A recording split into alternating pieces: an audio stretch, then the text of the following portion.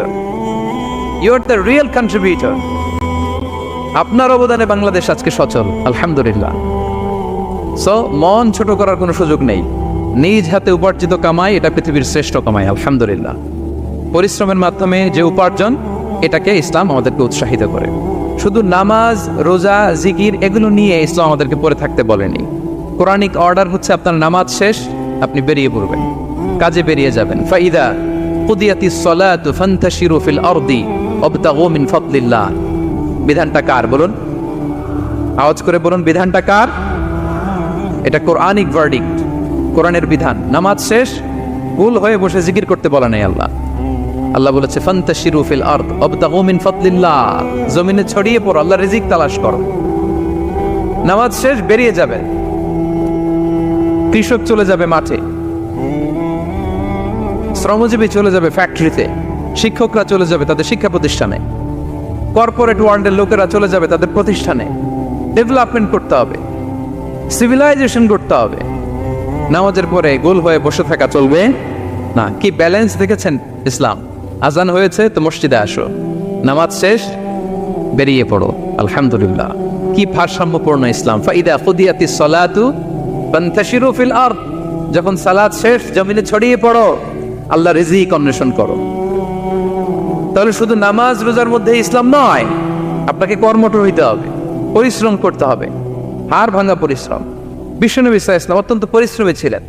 He started his first career as a shepherd, সুবহানাল্লাহ। ওনার প্রথম career উনি রাখাল হিসেবে শুরু করেছেন।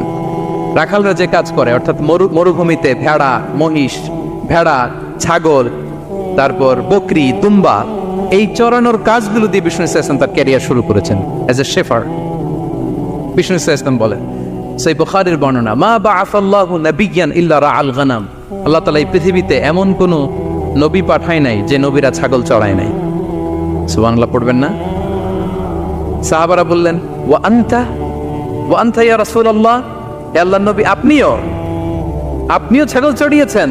বিষ্ণু ইসলাম বললেন, নাআম, আমিও ছাগল চড়িয়েছি। ওয়া কুনতু আরআহা আলা কারারিত লি আহলি মক্কা, আমি অল্প কিছু মজুরির বিনিময়ে, অল্প কিছু টাকার বিনিময়ে, সামান্য কিছু পারিশ্রমিকের বিনিময়ে মক্কার লোকদের ছাগল চড়িয়ে দিতাম। সুবহানাল্লাহ পড়েন। ছাগল হচ্ছে খুব টেরা প্রাণী, ডানে টানলে বায়ে যায়, বায়ে টানলে ডানে যায়। তাদেরকে একসাথে করা এজ এ শেফার্ড, এটা মরুভূমিতে খুব কষ্টের কাজ। আল্লাহ তাআলা প্রত্যেক নবীকে দিয়ে ছাগল চড়িয়েছেন, যাতে করে কিছুদিন পরে নবীরা মানুষ চড়াতে পারে। সুবহানাল্লাহ। আল্লাহ বুঝাতে চাইলেন, এখন ছাগল চড়াও, এদের উপর যদি কন্ট্রোল নিতে পারো তাহলে মানব জাতির উপর কন্ট্রোল নিতে পারবো। আল্লাহু আকবার। এজন্য প্রত্যেকটা নবীকে দিয়ে, সহিহ বুখারীর বর্ণনা, মা বাআসাল্লাহু নাবিয়্যান ইল্লা রাআল গানাম, আল্লাহ পৃথিবীতে এমন কোন নবী পাঠায় নাই যেই নবীকে দিয়ে আল্লাহ ছাগল চড়ায় নাই। তো বিষ্ণু ইসলাম ছাগল চড়িয়েছেন, অত্যন্ত সুঠাম দেহে ছিলেন, কর্মঠ ছিলেন। তার মানে বিষ্ণু ইসলামও পরিশ্রম করে উপার্জন করেছেন, ঠিক কিনা? ছাগল চড়াতেন, তার বিনিময়ে সামান্য কিছু পারিশ্রমিক নিতেন, মজুরি নিতেন, এতে লজ্জা নাই। এজন্য এই কথা দিয়ে শুরু করেছে যে কাজে লজ্জা নেই। এই তো বিষ্ণু ইসলামের ক্যারিয়ার গেল। আমরা যদি সাহাবাদের জীবনী দেখি, ওনারাও পরিশ্রমী ছিলেন। কেউ খেজুর বাগানে কাজ করতেন, কেউ কৃষি কাজ করতেন, কেউ বাজারে ব্যবসা করতেন, কেউ বসে থাকেন নাই। হাড় ভাঙা পরিশ্রম করেছেন প্রত্যেকটা সাহাবা। তারা আমাদের মডেল, তারা আমাদের সুপার হিরো, তারা আমাদের আইকন, ঠিক কিনা? নবীরা আমাদের মডেল, সাহাবারা আমাদের মডেল। বিষ্ণু ইসলাম কর্মঠ ছিলেন, ওনার সাহাবারা অত্যন্ত কর্মঠ ছিল। কেউ বসে থাকতেন না, পরিশ্রম করতেন, হাড় ভাঙা পরিশ্রম করতেন, উপার্জন করতেন। তারা আমাদের জন্য প্রেরণার বাতিঘর। অনেক সাহাবাদের বায়োগ্রাফি থেকে আপনাদেরকে ঘটনা শেয়ার করা যাবে। আমি একজন সাহাবার জীবনী শোনাবো আপনাদেরকে। আব্দুর রহমান ইবনে আউফ রাদিয়াল্লাহু তাআলা আনহু, 10 জন জান্নাতের, দুনিয়াতে বসে যে 10 জন সাহাবা জান্নাতের সুসংবাদ পেয়েছেন, তাদের মধ্যে একজন, আলহামদুলিল্লাহ বলেন। আব্দুর রহমান ইবনে আউফ রাদিয়াল্লাহু তাআলা আনহু প্রথম 8 জন মক্কায় যারা কালিমা পড়ে মুসলমান হয়েছে তাদের একজন।